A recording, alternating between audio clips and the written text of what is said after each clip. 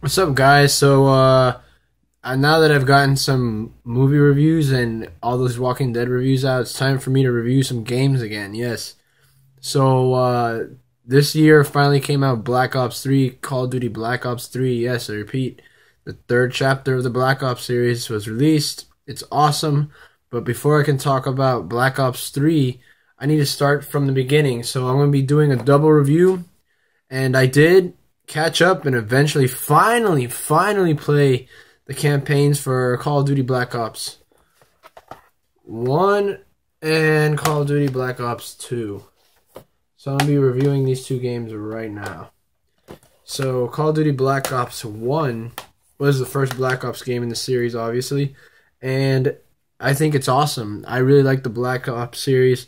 It's set in the time period of the 70s, so it still had a little bit of that old Call of Duty feel before it went all futuristic. So it had this awesome 70s Vietnam vibe, and you play as Mason. And I remember at that time, that's when Avatar was big, when it just came out, and Sam Worthington was the main voice and the character in that game. You play as Mason, and the story is awesome.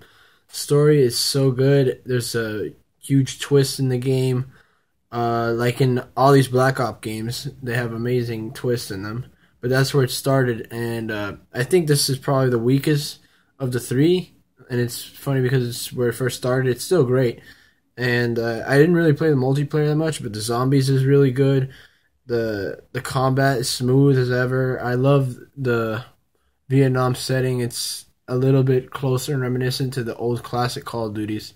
So Call of Duty Black Ops 1 would get a 8.2 for me. Yeah, Call of Duty Black Ops 1 was great, but now let's talk about Black Ops 2. And this was the game where everyone went, holy crap. Yeah, Black Ops 2 was the first Call of Duty game I got back into playing after a long break of not playing the series. Call of Duty Black Ops 2, I played the multiplayer and still do occasionally to this day because the multiplayer maps and variations of the weapons and the environments of this game are they set the bar and the standard higher than any other game for first person multiplayer shooter. And the story picks off in the future where you play as Mason, and Mason's story continues on in this game as you do play some chapters as a character from the first game, and there's other side characters too, including a guy who's voiced by Merle from The Walking Dead. And the story just gets so intense and so deep in backstory of learning about what happened to these soldiers and what went down. And there's some awesome throwbacks. I think the connections between Call of Duty Black Ops 1 and 2 are fantastic. They tie together so perfectly. I feel like I'm glad I never played Call of Duty Black Ops 2's campaign before I finished Black Ops 1 because I would be so confused, and I think the story in this game really went even higher. It was just awesome. I love the setting. I love the futuristic locations set in environments that look more or less like in some high tech places today, like Sudan and where else? Dubai. There's some beautiful club look. There's an awesome action set piece where it's in a club and then it's like a normal club and a party, and then boom, it's straight into an outstanding action set piece. And I feel like this game was a lot harder than the first one. It gets really challenging at the end of the game.